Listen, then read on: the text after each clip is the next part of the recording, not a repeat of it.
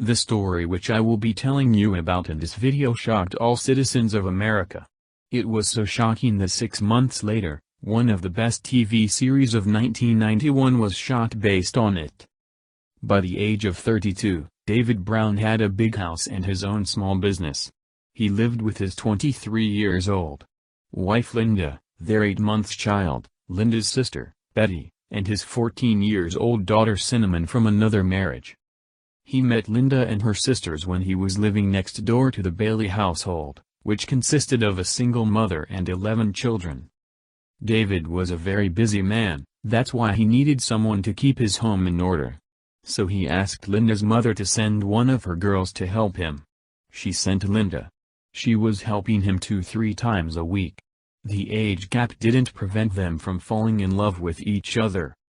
By the early 1980s, Linda and David had married, divorced, and remarried, and were living in a comfortable home in Garden Grove, with Cinnamon and Patty. But in the early morning of March 19, 1985, police found Cinnamon Brown on the floor of a doghouse behind her family home in Garden Grove, California. She had taken a cocktail of prescription drugs and was sleeping in sweats, drenched in her own urine and vomit. There was a note in her hand.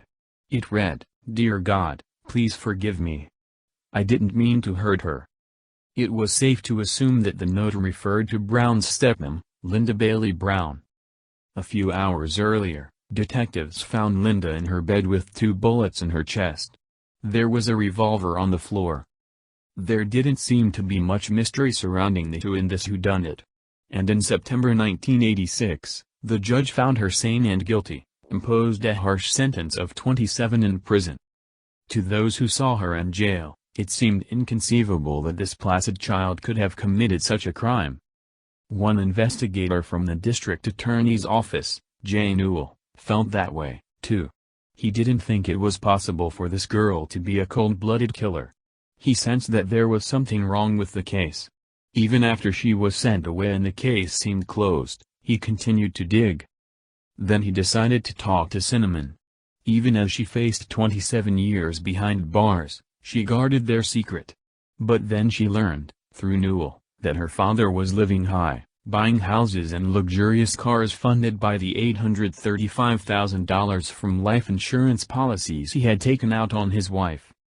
He also married his dead wife's teenaged sister, Patty, even before Cinnamon's trial was complete. Later they found out that when Patty moved to Linda and David's house by the age of 11, immediately he began to molest her. Starved for attention, she would later say that he made her feel special. Cinnamon decided to tell the truth. It turned out that around 1983, Brown began to suggest to the 2 girls that Linda and her twin brother were plotting to kill him for his money. A master of manipulation, he convinced the girls that the only way he could ever feel safe was to eliminate his enemies.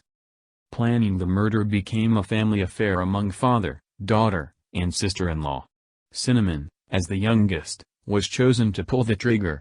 Her father assured her that, as a child, the only punishment she'd receive would be light, maybe a few sessions with a psychiatrist. After the conversation with Newell, Cinnamon agreed to try to trap Daddy on tape during one of his visits to prison. It worked out and they had enough evidences to prove David's guilt. After his arrest, Brown behaved true to type. First, he attempted to blame Patty. Then, he tried to bribe a fellow inmate into killing Patty and Jay Newell. He didn't realize that his offer was made to an undercover cop. He went on trial in 1990 and got a life sentence in prison. David Brown's illnesses finally caught up with him in March 2014, when he died behind bars of natural causes. Patty pleaded guilty, spent a few years in the reformatory, and married a prison guard upon her release. Freed in 1992, spending 7 out of 27 years in prison, Cinnamon tried to build a normal life. Even the public fascination with the case kept it in the public eye in books and a television miniseries.